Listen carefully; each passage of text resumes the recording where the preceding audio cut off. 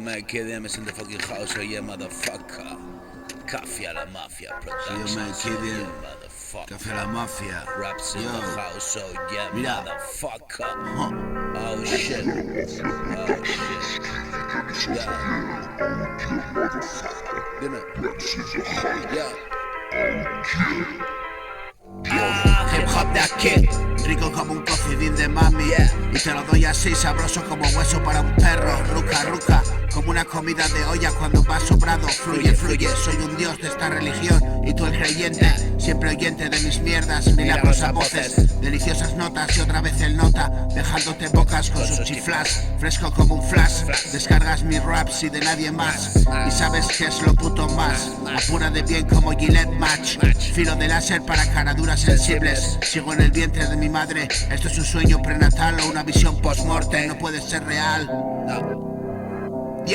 Declaro mi estado mental, pronóstico reservado. El niño alocado, siempre con el bolsillo tieso y medio gramo. Le sigue la secreta, que jugamos paseos de esos en el Z y salir amoratado. Estoy pillado al speed, que sale barato, y me paso un buen rato con mis locos, metiendo y hablando de lo que sea.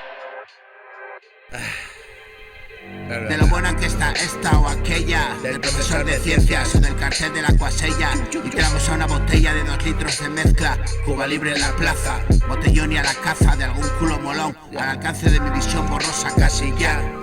No me encasilles, todos hicimos lo mismo los findes, más o menos idos.